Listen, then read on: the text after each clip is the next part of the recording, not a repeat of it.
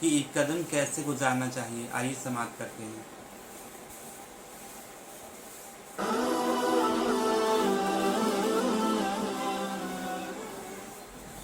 حضرت عمر عید کے دن رو رہے تھے، کسی نے کہا آج تو خوشیوں بنا دن ہے، کہا مجھے نہیں پتا میرے روزے قبول ہوئے ہیں یا کہ نہیں۔ حضرت بایزید بسطامی کو ایک بڑھیا نے کہا حضرت ایک مسئلہ پوچھنے آئی ہوں، کہا پوچھئے، کہا میرے گدھے کی دم اچھی ہے یا آپ کی داڑھی اچھی ہے؟ ایسا مسئلہ کوئی مجھے پوچھے کر جانے کہاں پائے۔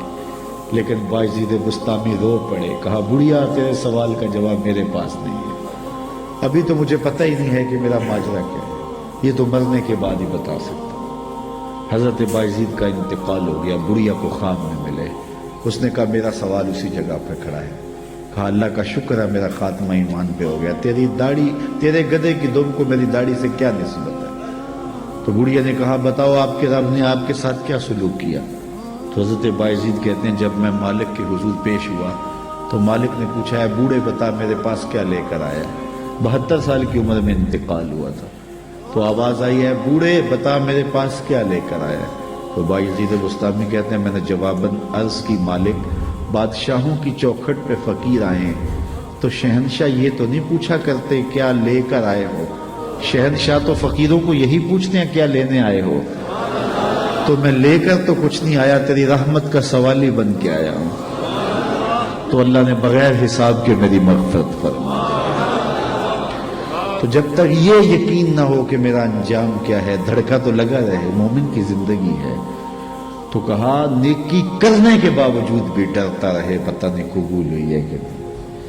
اللہ اکبر۔ حضرت کعب احبار یہ تابعی ہیں لیکن انہیں حضور کو دیکھا ہے۔ حضور کو دیکھنے والا صحابی ہوتا نا، لیکن انہیں حضور کو دیکھا بھی ہے لیکن پھر بھی تابعی ہیں۔ کیوں؟ اس لیے کہ یہودیوں کے بہت بڑے عالم تھے، احبار تھے، اور حضور علیہ السلام کی ملاقات ہوئی، زیارت ہوئی، لیکن ایمان نہ لائے۔ پھر حضرت عمر فاروق کے دور میں انہوں نے اسلام قبول کیا۔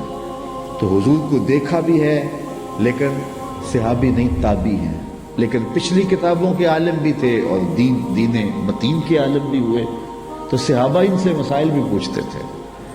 تو ابن عمر نے کہا اے کعب احبار یہ قرآن میں جو بار بار تقوی کا لفظ ہے اس کا کیا مطلب ہے؟ تو حضرت کعب احبار کہنے لگے کہ کبھی تم ایسی وادی سے گزرے ہو جہاں خاردار جھاڑیاں ہوں؟ تو انہوں نے کہا ہاں کئی مرتبہ گزرا ہوں۔ کہا کیسے گزرے ہو؟ کہا میں دامن سمیٹ لیا، کوئی کانٹا میرے دامن سے الجھ نہ جائے۔ کالا فضا کا تقوی، کہا تقوی بھی اسی کا نام ہے۔ دنیا سے یوں گزرا جائے کہ کوئی گناہ سے دامن آلودہ نہ ہونے پائے۔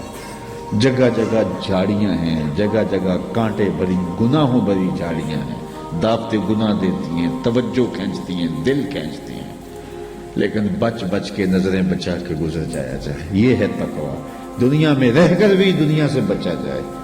دنیا کے ترک کرنے کا نام کمال نہیں ہے، دنیا میں رہ کے دنیا کی خرابیوں سے بچنے کا نام کمال ہے۔ کمال اس مرغابی کا ہے جو پانی میں رہتی بھی ہے لیکن پانی کو پروں میں جذب بھی نہیں ہونے دیتی۔ صوفیہ فرماتے ہیں دنیا میں ایسے رہو جس طرح کشتی پانی میں رہتی ہے، پانی میں رہتی ہے لیکن پانی کو اپنے اندر نہیں آنے دیتی۔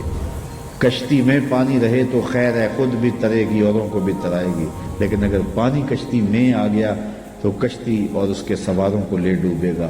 کہا دنیا میں تم رہو، دنیا تمہارے اندر نہ رہے۔